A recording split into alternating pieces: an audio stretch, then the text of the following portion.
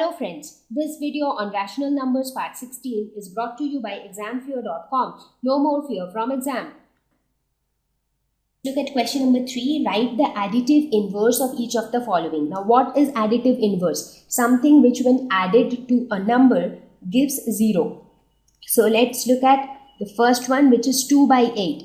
Let's say that the number that is added to 2 by 8 is x. So this number when added to 2 by 8 should give us a 0. So from this we can say that x is equal to minus 2 by 8, because the moment you transfer 2 by 8 to this side, it will become minus 2 by 8. So this is the additive inverse. For the next one, it is minus 6 by minus 5. So if you add x to this number, it should give 0. So here this minus will cancel out, so x will be equal to minus 6 by 5, because you will transfer it to this side.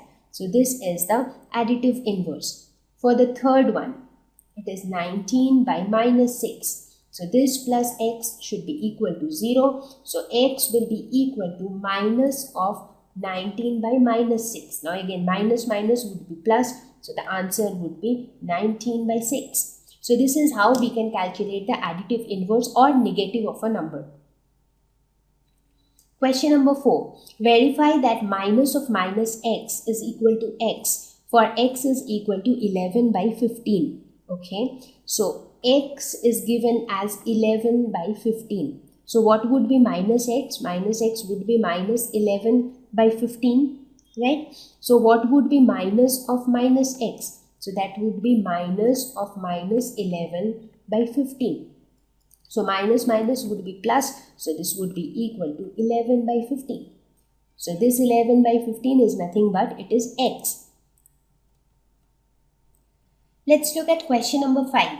Find the multiplicative inverse of the following. So when it comes to multiplicative inverse, it is nothing but the reciprocal. Now, as I had discussed before also, to find the reciprocal, all you need to do is just reverse the numerator and the denominator. So let's say for minus 13, what would be the multiplicative inverse? Very simple, it would be 1 by minus 13. Now, how do you know that this is the multiplicative inverse? Because when you multiply minus 13 with 1 by minus 13, all that you get is 1. So therefore, this proves that this is the multiplicative inverse. Similarly, for the second one, which is minus 5 by 8 multiplied by minus 3 by 7. So we have to find out multiplicative inverse of this number. That means when this number is multiplied by its multiplicative inverse, let's say that is x, the result should be 1. So from here we can say that 5 into 3 is 15, 8 7s are 56, and this minus would be plus. So 15 by 56 into x should be equal to 1, or we can say x is equal to this 56 will go this side, so it will go to the numerator and the 15 will come to the denominator. So 56 by 15 would be its multiplicative inverse. For the third one, we have 1 by 5. So again, this is the numerator, this is the denominator. To find its reciprocal, just reverse them. That is, it would be 5 by 1 or 5. So 5 is the multiplicative inverse.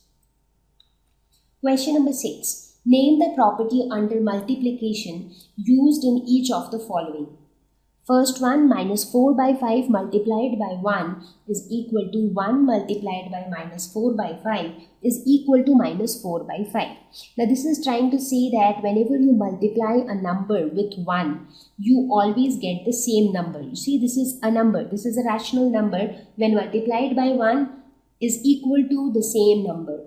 Or you can also say that this number multiplied by 1 is equal to 1 multiplied by this number. Now had it been there only till this part, then it would have been which property? In that case, it would have been commutative property. But since it says that this is equal to this, what it is trying to say is 1 is the multiplicative identity.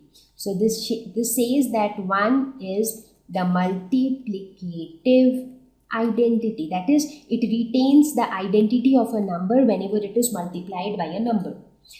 And had this part not been there, in that case it would have been the commutative property. Let's look at the second one. it says minus 19 by 29 multiplied by 29 by minus 19 is equal to 1. That means when this number is multiplied by this number, we get a 1. What does that mean? That means that these two numbers are multiplicative inverse or reciprocals of each other. So this shows that these two numbers are multiplicative inverse or reciprocals of each other. That is why when they are multiplied with each other, we get 1. Question number 7. Multiply 6 by 13 by the reciprocal of 7 by 16. So first let us try to find out reciprocal of 7 by 16. So what would be the reciprocal of 7 by 16? Here 7 is the numerator, 16 is the denominator. So just change that. Make 16 as the numerator and 7 as the denominator. So this is the reciprocal of 7 by 16. So now what you have to do? You have to multiply 6 by 13. So we have to multiply 6 by 13 to this reciprocal. So 6 by 13 into 16 by 7. So this comes out to be 96 by 91. Question number. Thank you. Please visit examfear.com to avail free quality education with a simple 4-step learning process where you can watch video lessons, you can ask your questions, you can refer notes, and you can take a free online test. We have content for class 6 to 12 on physics, chemistry, mathematics, and biology, along with practical videos. So what are you waiting for? Please subscribe to our channel for daily updates. Thank you.